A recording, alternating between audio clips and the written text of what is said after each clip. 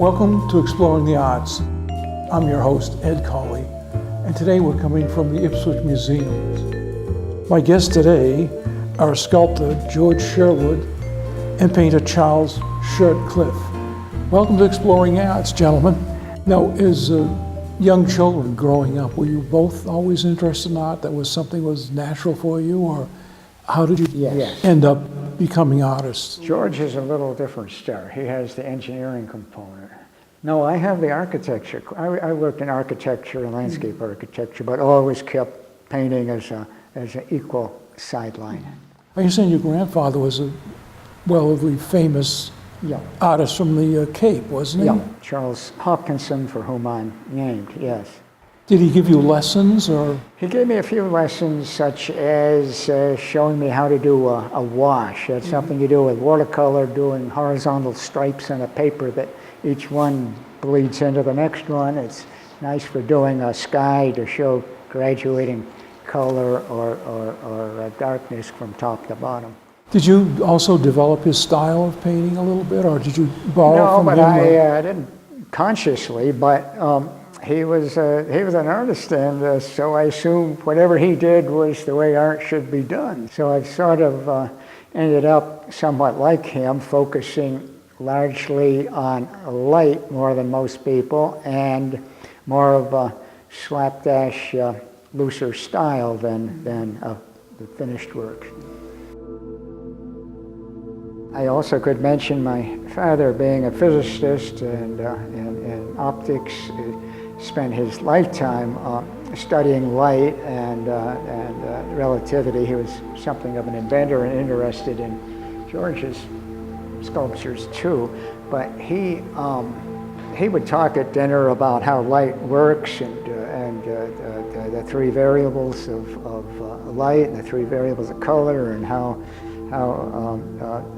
paint approaches him differently. Pigment very different from light. If you mix all the colors of the rainbow with light, you get white, whereas if you mix all the colors in pigment, you get a royal mess. So it's very different, but he was very good at that, very good at explaining such things.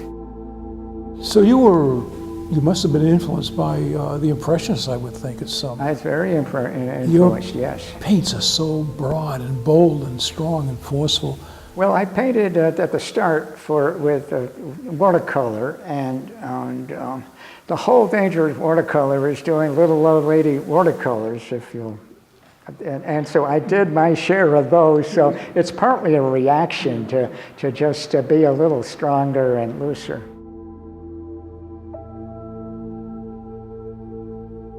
And George, what about you? Were you always interested in art as a child growing up, or is this something that came later? But I didn't really know it was art. I just had a natural interest in what was around me. I really liked to make things.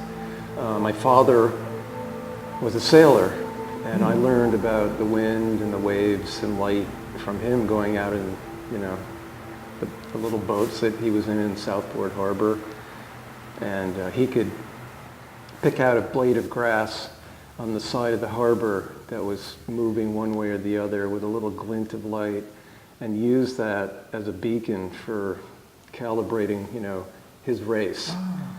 And he was always known for that. Mm-hmm. And then there were times when I was in the boat, and all of a sudden he'd say, "Here comes a puff." And I'd look around, and sure enough, here comes this sort of shimmering puff of air on the water. And I just remember trying to find those.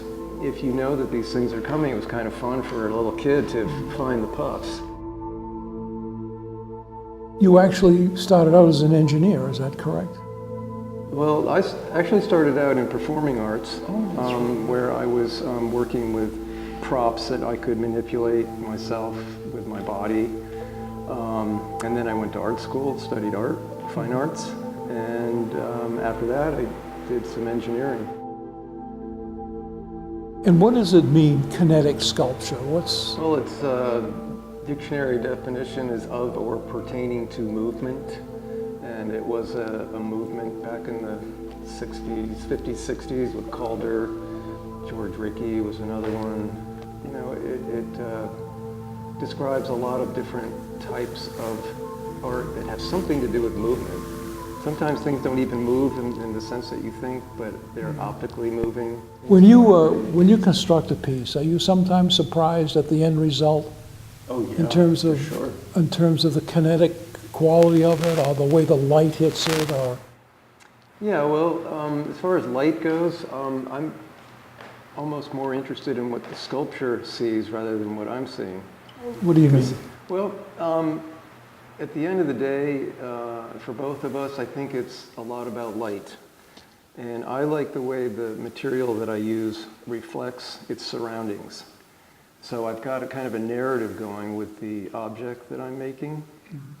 And it collaborates with the light in nature, and that's being reflected back to you. So the sculpture is actually seeing the light. It's never the same. The light is never the same. I mean, I like more dimensions. Give me a lot of dimensions to work with. I do like drawing, but 3D and the element of time is good. Give me some more to work with, I can do that. But I like how what I call the waves, which are the physical part of my sculpture, manipulates the light. How do you visualize it? Do you sketch it? Do you sketch it out first before you, or do you go right to it and start welding? And I don't draw formally because there's just too many possibilities for a sculpture. So I will use any piece of paper that's near me, whether it has something on it or not, and just start drawing things and turn it over and draw on that. And I must have stacks, of paper like this, and that's just the beginning of ideas. And then I may go and get some aluminum flashing and some hot melt glue and piece something together. And would that be considered like a sketch? Sure. Yeah. And then hang it in a tree and see what the wind does to it, or throw it up on the roof and see what happens. Are most of your pieces all stainless steel, done in stainless steel? Most of them are stainless steel because that weathers well. Recently, in the past 2 or 3 years, I've used dichroic film, which has the properties of transmitting and reflecting different wavelengths. And Charlie, you work mainly in acrylics, is that true? For the last And why is that? 5-10 years. Back in the 60s, I worked in oil and then more watercolor, and fairly recently realized that acrylics had all the benefits of both, in my opinion, especially watercolor. So I guess I see it as an outgrowth of watercolor, but you can get it brighter and can correct things. It might dry in half an hour, and you can go over things. It's much less expensive. You can buy huge tubes for the price of a very small tube of watercolor. I like it. Are you influenced by this area we live in, this Ipswich place? Yes, I think I, like most painters, came at it through representation, especially nature. So I spent years doing scenes, and most of what you see on the walls here are enjoyable scenes, which is both good and bad. It's bad because it looks like I'm just trying to make a pretty picture, but in fact, if you think about it, it's the subject matter is really just the vehicle for making a play of this blue here versus that yellow there, and relating this saturation to that saturation, things like that to me are the more point of painting.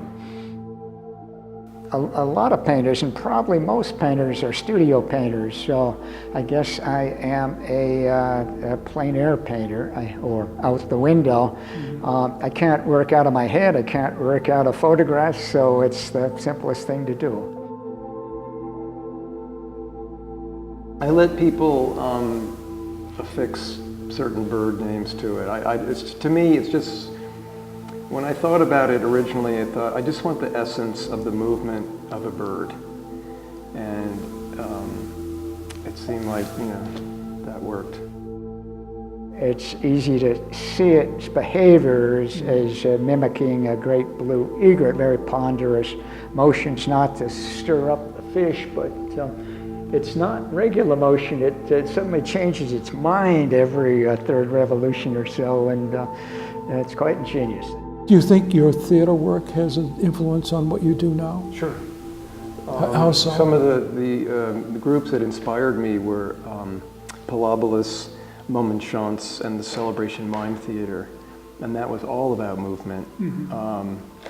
The Momenchance in particular, they used props and masks that they used to manipulate with their bodies, and it was all silent, very graphic, three-dimensional graphic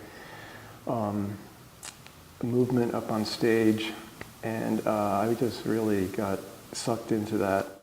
When I came in early to look at your work, I was mesmerized with this large piece you have in the back wall, the circular piece, because I looked underneath it a little bit to see how you put it together.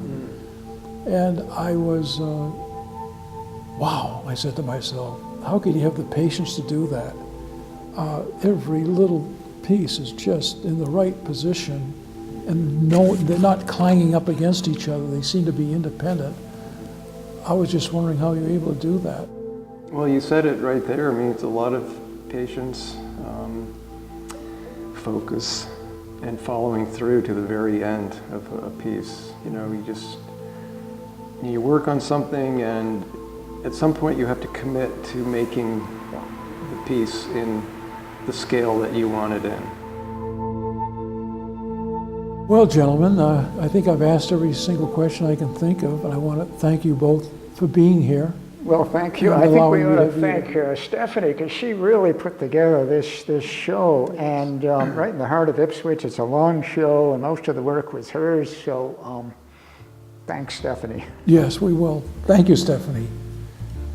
Well, that's it for Exploring the Arts today, and I'd like to thank my guests for appearing. Thank you very much. Thank you. George, Charlie. A pleasure.